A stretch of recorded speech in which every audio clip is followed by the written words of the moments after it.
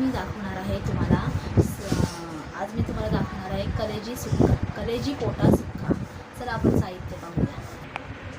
Light त्रिकर, कांदा, सुकं खोबरं, लसूण, अद्रक, कोथिंबीर, फोडणीसाठी कढीपत्ता, फोडणीसाठी थोडीशी लसूण, ही लसूण मी फोडणीसाठी ठेचून घेणार आहे आणि हा कढीपत्ता आहे। आता हे आपण वाटण बनवणार आहे। हे मी आता सगळं भाजून घेणार आहे तव्यावरती आणि मग त्याचं वाटण बनवून मी तुम्हाला दाखवते।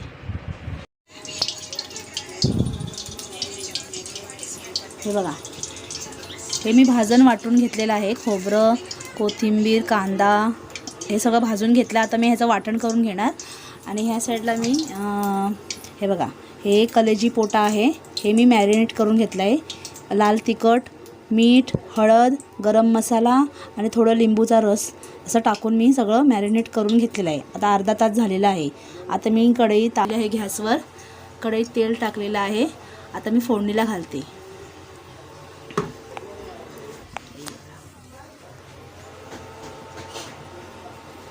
लसूण आणि हे बघा, लसूण आणि कढीपत्ता, ही लसूण ठेचून टाकलेली आहे।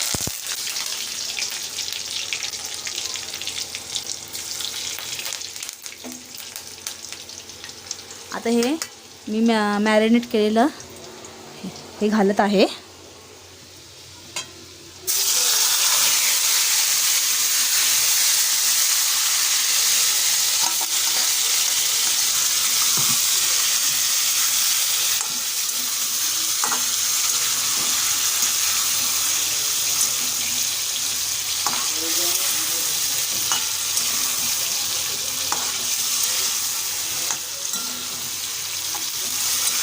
हे सगळं आता मी मिक्स करून घ्यायचं, व्यवस्थित परतून घ्यायचं आहे आणि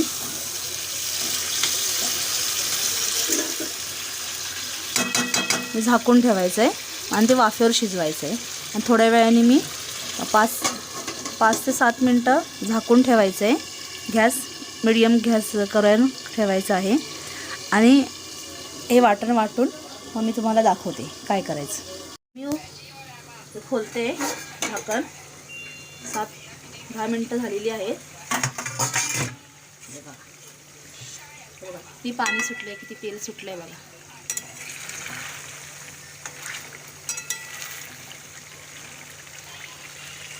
शिजलेलं आहे।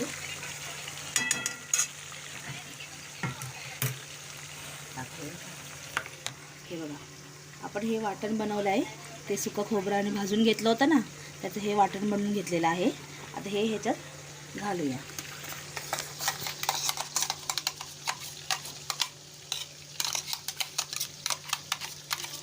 आपलं सुकं बनवायचं आहे ना, पाण्याचा वापर नाही करायचा।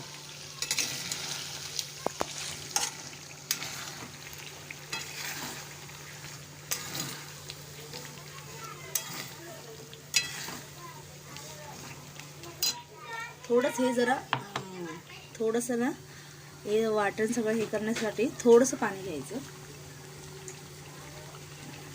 एवढंच घेतलं मी पाणी, एवढंच पाणी घेतलंय। अंदर येतो साईडला ना असं ना,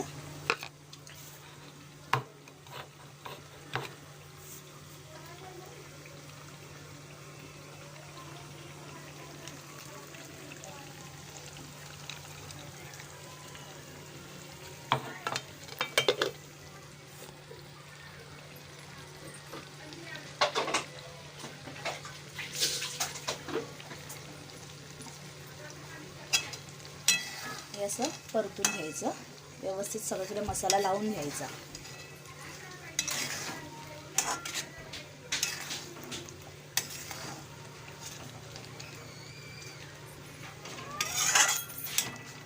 थोडंसं चाखून बघायचं मीठ व्यवस्थित आहे की नाही।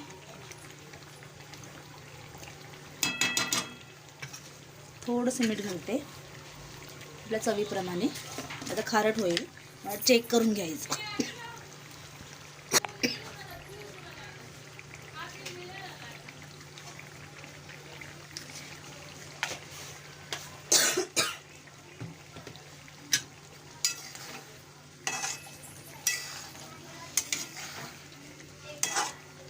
एक नंबर काम झालेलं आहे. आता हलवायला लागत नाही.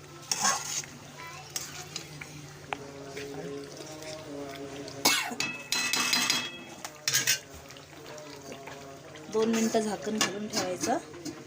थोडं मसाला आताच घातला आहे ना, मसाला थोडा हे होऊ दे म्हणून दाखवते.